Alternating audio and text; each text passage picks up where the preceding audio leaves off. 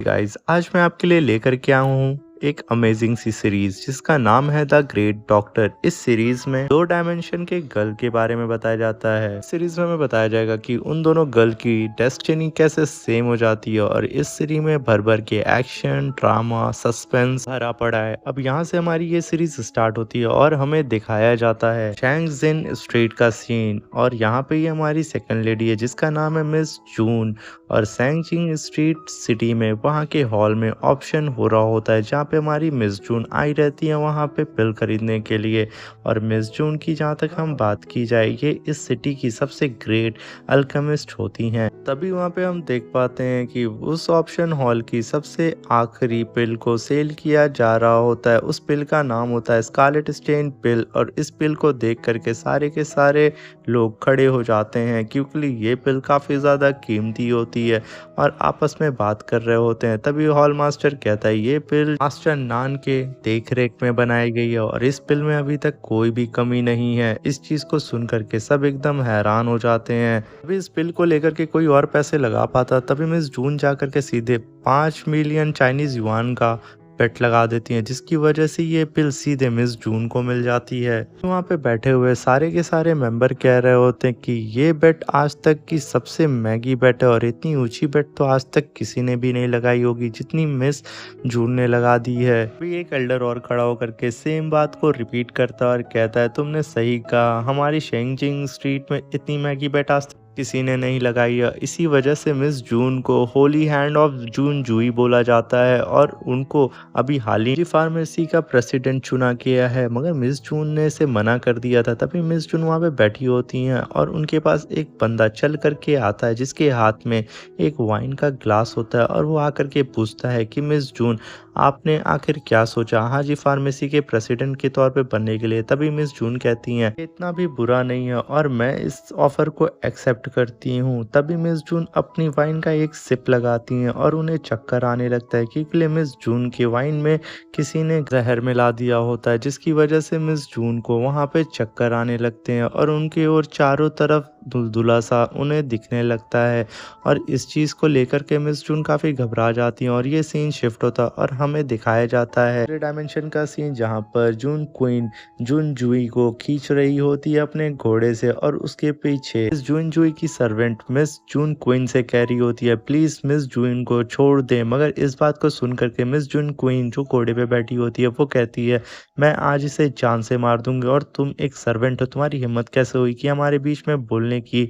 और तभी वो सर्वेंट दौड़ते हुए उस घोड़े के बराबर में आ जाता। तभी मिस जून क्वीन अपने हंटर से उसे खींच करके एक हंटर मार देती है जिसकी वजह से उसे काफ़ी ज़्यादा चोट लग जाती है और वो खूब दूर जा करके गिर जाती है। इस चीज़ को देख करके मिस जून जुई बोलती हैं कि प्लीज़ तुम यहाँ से चली जाओ और मुझे मेरे हाल पे छोड़ दो, तुम अपनी जान को बचाओ। मगर जून जुई की सर्वेंट इस बात को इग्नोर करती है और अपने पास से एक ड्रैगन निकाल के उनकी रस्सी काट देती है जिसकी वजह से वो उनको बचा लेती है और उन्हें उठाने की कोशिश करती है।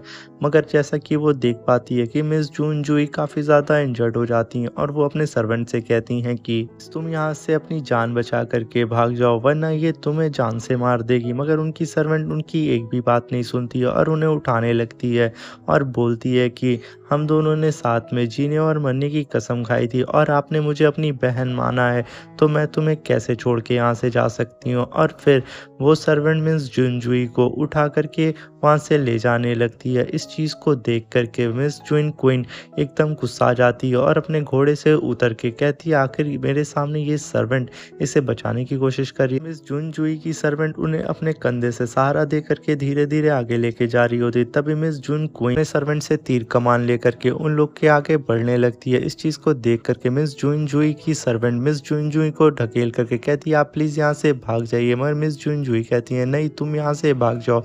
और तभी मिस जून की सर्वेंट तुरंत आकर के मिस जून क्वीन के सामने खड़ी हो जाती है और उन्हें रोक रही होती है कि सेकंड मिस प्लीज़ रुक जाइए। तभी वो उनसे खींच करके एक लात मारती हैं और यहाँ पे हम देख पाते हैं मिस जून क्वीन अपने तीर कमान से मिस जून के ऊपर अटैक करने वाली रहती हैं। और तभी मिस जून काफ़ी ज़्यादा जंगल के अंदर चली जाती हैं क्योंकि सर्वेंट ने वहाँ पर उसके पैर को पकड़ के रोक लिया था जून क्वीन को। इसको देख करके मिस जून क्वीन तुरंत उस सर्वेंट को अपने तीर कमान से जान से मार डालती हैं। और तभी हम देख पाते हैं मिस जून बहुत ही ज़्यादा फॉरेस्ट के अंदर चली जाती हैं और वो काफ़ी ज़्यादा इंजर्ड होती है और उनके पीछे-पीछे मिस जून क्वीन भी आ जाती है और अपना तीर कमान निकाल के उसके पैर में मार देती है, जिसकी वजह से वो वहीं गिर जाती है और यहाँ सीन शिफ्ट होता है और हमें जून के स्पेस ऑफ माइंड का सीन दिखाया जाता है, जहाँ पर वो देख पाती हैं कि मिस जून जुई उसके सामने खड़ी होती है और तभी मिस जून उसके पास जाकर के पूछ रही होती हैं कि आखिर तुम यहाँ क्या कर रही हो और तुम कौन हो? मगर वो कुछ बोलती उससे पहले मिस जून को कुछ भी नहीं समझ में आ रहा होता और उन्हें चक्कर आ रहा होता है। तभी मिस जून का ब्रेसलेट उन्हें आवाज़ दे कर के उस स्पेस ऑफ माइंड से बाहर लेकर के आ जाता है। तभी मिस जून को इतना ज़्यादा चक्कर आने लगता है, वो तुरंत बाथरूम की ओर भागती हैं और अपना मुँह पानी से धुल रही होती हैं और तभी उनको मिरर में मिस जून जुई का रिफ्लेक्शन दिखाई देने लगता है और फिर उससे पूछ रही होती हैं, आखिर तुम कौन हो और तुम मुझसे क्या चाहती हो? मिस जून जुई का रिफ्लेक्शन उनको जून को कुछ भी रिस्पॉन्स नहीं करता है। तभी मिस जून उस मिरर को छूती हैं, तभी उनका रिफ्लेक्शन वहाँ से गायब हो जाता है। इस चीज़ को देख कर के मिस काफ़ी घबरा जाती हैं और यहाँ सीन शिफ्ट होता है, हमें दिखाया जाता है कि मिस जून जुई एक पहाड़ी के किनारे आकर के खड़ी हो जाती हैं और कहती हैं कि जून क्वीन तुम्हें आखिर मुझसे क्या ही चाहिए जो कि तुम मुझे जान से मारना चाहती हो? मिस जून क्वीन बोलती हैं कि ना जाने कैसे तुम्हें फर्स्ट डॉटर की पोजीशन मिल गई, वो पोजीशन मेरी थी ना कि तुम्हारी, और ग्रैंड माँ ने ना जाने ये क्या सोच करके तुमको ये पोजीशन दे दी। तभी मिस जून बोलती हैं कि अगर तुमने मेरे साथ कुछ भी किया तो ग्रैंड माँ तुम्हें जान से मार देंगी, क्या तुम्हें इस बात का डर नहीं है? तभी मिस जून क्वीन बोलती हैं कि रस्सी जल गई बल नहीं गया, ना तो तुम्हारे पास कोई भी कल्टीवेशन का सोर्स है और ना ही तुम्हारे पास कोई पावर है और ना ही कोई स्किल है और तुम मेरे सामने ही बोल रही हो कि तुम्हारी ग्रैंड माँ मुझे जान से मार देंगी। रही बात तुम्हारी ग्रैंड माँ की, जब उन्हें पता चलेगा तब ना कि मैंने तुम्हें मारा है, क्योंकि यहाँ से तुम अगर नीचे गिरोगी तो तुम्हारी लाश भी नहीं मिलेगी और किसी को खबर भी नहीं होगी कि तुम्हें मारने वाला कौन था।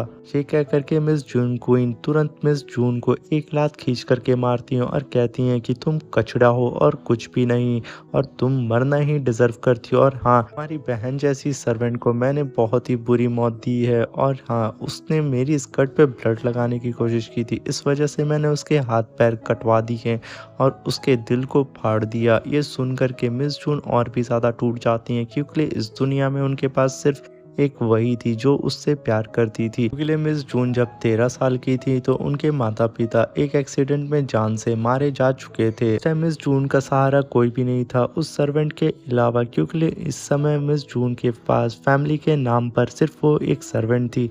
मिस जून एकदम टूट जाती हैं और फिर वो तुरंत खींच करके एक थप्पड़ मिस जून क्वीन को मार देती हैं, जिसकी वजह से मिस जून क्वीन एकदम गुस्सा जाती है और कहती है कि तुम्हारी हिम्मत कैसे हुई मुझे थप्पड़ मारने की, अब मैं तुम्हें मौत से भी बदतर दूंगी। और तभी वो क्लैप करके अपने सर्वेंट को बुलाती हैं और कहती है तुम इसके साथ जो भी करना चाहते हो कर लो, बस इसे जान से मत मारना, और तुम मिस जून मरने के लिए मुझसे भीख भी मांगोगी तब भी मैं तुम्हें जान से नहीं मारूंगी।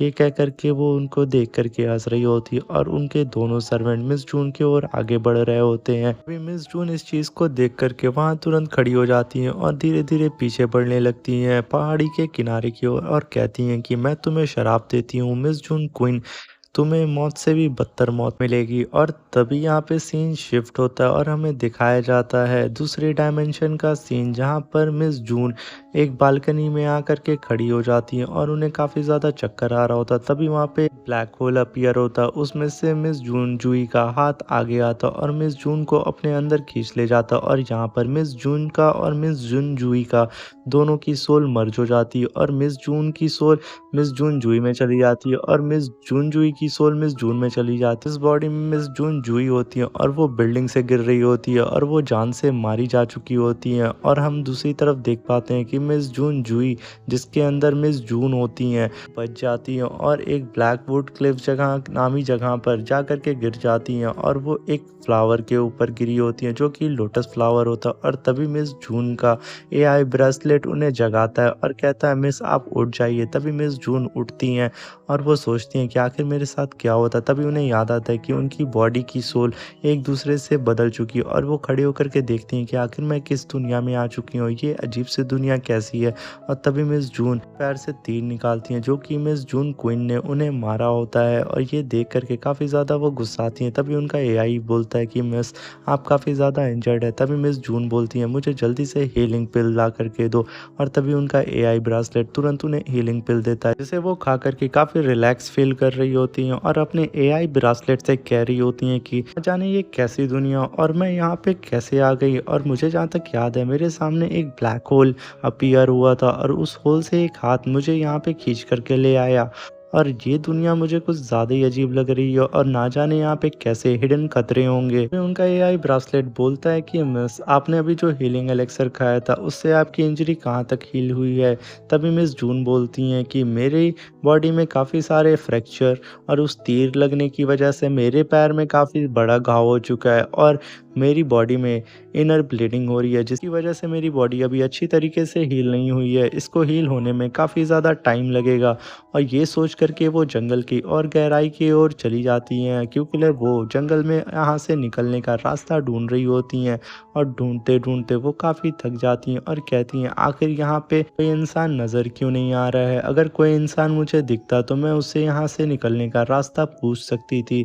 मगर खैर जो भी वो मुझे कैसे भी करके इस जंगल से बाहर निकलना होगा। और तभी वो चलते चलते एक गुफा के बाहर आकर के खड़ी हो जाती हैं और वो देखती हैं कि उस गुफा में काफ़ी ज़्यादा अंधेरा होता है और उस गुफा के अंदर जाती हैं। तभी वो देखती हैं कि एक बंदा फॉर्मेशन में कैद होता है। उस बंदे को देख करके मिस जून उसकी ओर आगे बढ़ती हैं और इसका नाम होता है इविल एम्परर हूँ यू। और तभी मिस जून उसके पास जा कर के बोलती हैं कि आखिर तुम यहाँ पे कैसे फंसे हो। और जैसे ही वो एम्परर अपनी आंखें खोल करके मिस जून की ओर देखता है तभी मिस जून को थोड़ा खतरा महसूस होता है और वो अपने ड्रैगर को बाहर निकाल लेती हैं और उस एम्परर की ओर तान देती हैं। तभी वो एम्परर कहता है कि मैं तुम्हारे लिए खतरा नहीं हूँ। तभी मिस जून कहती हैं कि अगर मैं तुम्हें यहाँ से निकाल दूँ तो क्या तुम मुझे इस वुड फॉरेस्ट से बाहर निकालने में मदद करोगे। तभी वो एम्परर कहता है कि ठीक है पहले तुम मुझे इस फॉर्मेशन से तो निकालो। तभी मिस जून कहती हैं तो ठीक है मैं तुम्हें इस फॉर्मेशन से बाहर निकालूंगी और तुम्हें मेरी डील के हिसाब से तुम्हें मुझे इस फॉरेस्ट से बाहर निकालना होगा। ये बात सुनकर के डीमन एम्परर कहता है कि ठीक है मैं तुम्हें इस फॉरेस्ट से बाहर निकालूंगा, जहाँ भी तुम जाना चाहती हो तुम्हें वहाँ तक छोड़ करके आऊँगा। तभी मिस जून का ब्रासलेट बोलता है कि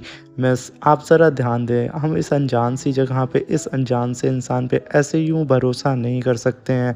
तभी इविल एम्परर बोलता है कि यहाँ पे सिर्फ मैं ही तुम्हारी होप हूँ और कोई भी नहीं, और तुम्हें इस वुड फॉरेस्ट से मेरे अलावा कोई भी नहीं निकाल सकता है। मिस जून का ब्रासलेट बोलता है कि मिस जून आप एक बार फिर से सोच लें। मगर मिस जून कहती हैं कि मेरे पास अभी यहाँ पे कोई और ऑप्शन नहीं है और यहाँ पे सिर्फ एकलौता यही इंसान है, तो मुझे इस पर भरोसा करना होगा।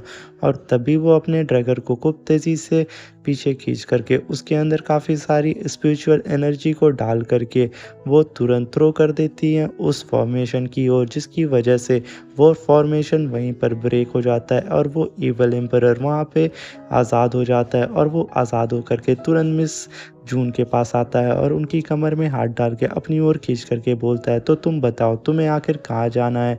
तभी मिस जून बोलती हैं मुझे जून पवेलियन में जाना है जो कि मेरा घर है। तभी यहाँ पे सीन शिफ्ट होता है और हम देखते हैं कि जून पवेलियन को मिस जून क्वीन ने पूरी तरीके से जला दिया है क्योंकि ये मिस जून का घर होता है। और वहाँ पे उसकी सर्वेंट मिस जून क्वीन की कहती है मिस आपने बहुत अच्छा किया, अब आपको फर्स्ट मिस बनने से कोई भी नहीं रोक सकता है। और तभी वो सर्वेंट ऊपर देखती है, मिस जून पेड़ के ऊपर खड़ी होकर के ये सारा तमाशा अपनी आंखों से देख रही होती है और तभी वो सर्वेंट हकलाने लगती है। तभी मिस क्वीन बोलती हैं कि आखिर तुम्हारी आवाज़ को क्या हुआ। तभी वो सर्वेंट बोलती है मिस आप ज़रा ऊपर देखिए। तभी वो भी ऊपर देखती है और उसके सामने मिस जून खड़ी होती है और तभी मिस जून क्वीन बोलती है अपनी ऊंचाई से गिरने की वजह से भी तुम कैसे बच सकती हो और तुम आकर के मेरे सामने इस तरह खड़ी हो। तभी मिस जून कहती हैं कि तुम कुछ ज़्यादा ही बकवास करती हो और तभी वो नीचे उतर आती हैं।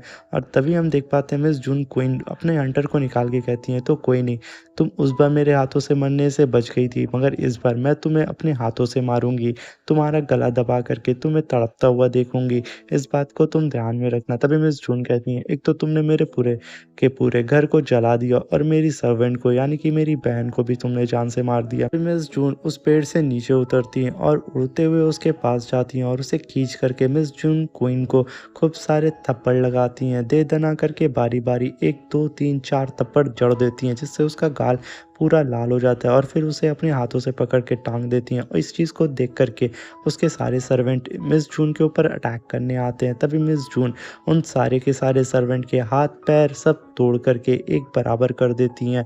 और इस चीज़ को देख करके वहाँ पर मिस जून क्वीन की बोली नहीं निकल रही होती है और वो हक्का बक्का होकर के ज़मीन पे पड़ी रहती है और कहती है कि तुम्हें मेरे फादर नहीं छोड़ेंगे और उसे जान से मार देंगे। और आखिर तुम इतनी ज़्यादा ताकतवर कैसे हो गई?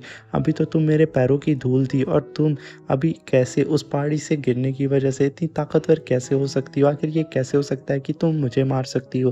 तभी मिस जून तुरंत उसका मुंह पकड़ के उसकी ज़बान को बाहर निकालती हैं और कहती हैं कि तुम्हारी ये जो गंदी ज़बान है, मैं उसे आज यहाँ पे काट करके अलग कर दूंगी और फिर तुम अपने गंदे से मुंह से कुछ भी बोल नहीं पाओगी। इस चीज़ से मिस जून क्वीन एकदम घबरा जाती है और वहीं पे रोने लगती है और कहती है आखिर तुम इतने ज़्यादा ताकतवर कैसे हो सकती हो? और तभी हम देखते हैं मिस जून क्वीन के फादर आकर के मिस जून को रोक रहे होते हैं और कहते हैं कि तुम मेरी बेटी को छोड़ दो जून, वरना तुम्हारे लिए अच्छा नहीं होगा। तभी मिस जून ली तियांग को देख करके एकदम गुस्सा आ जाती हैं, क्योंकि जून ली तियांग और उसकी बेटी ने मिल करके जून जुई को काफ़ी ज़्यादा परेशान किया था। और जैसा कि हम जानते हैं, जून की सोल मिस जून जुई की बॉडी में आ चुकी है। इसी वजह से मिस जून जुई की सारी मेमोरी मिस जून को मिल चुकी है और उन्हें उसी तरीके से फील हो रहा है जैसे मिस जून जुई को होता था, वही सारी दर्द और तकलीफ़ और गुस्सा।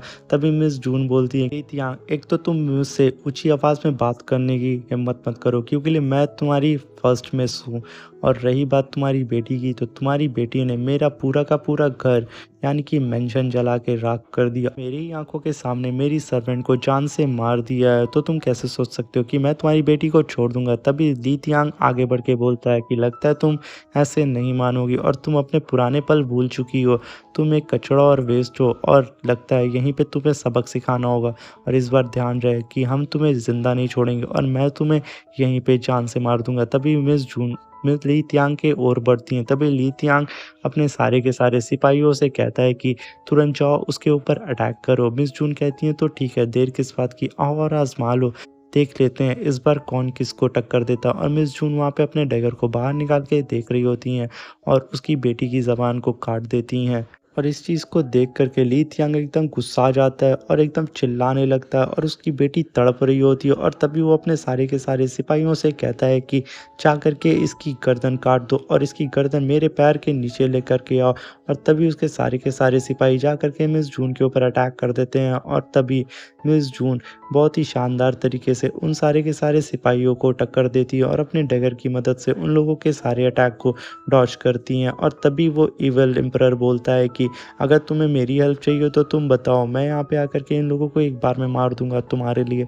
तभी मिस जून लड़ते लड़ते बोलती हैं कि नहीं, मैं इन लोगों को अपने एक हाथ से संभाल सकती हूँ और मुझे अगर ज़रूरत होगी तो मैं तुम्हें बता दूंगी। और तभी देखते देखते मिस जून उन सबको मार देती हैं। इन सारे के सारे गार्ड को ठिकाने लगाने के बाद मिस जून तुरंत ली तियांग की ओर बढ़ती हैं और ली तियांग से बोलती हैं तो तुम कुछ बोल रहे थे। तभी ली तियांग एकदम घबरा करके कहता है, मिस मुझे माफ़ कर दीजिए। और मन में सोचता है कि आखिर इस बंदी के पास इतनी पावर कैसे आ गई। तभी मिस जून बोलती हैं कि जैसा तुम देख पा रहे हो कि मेरा पूरा का पूरा मेंशन जल चुका है और मुझे रहने के लिए घर चाहिए होगा।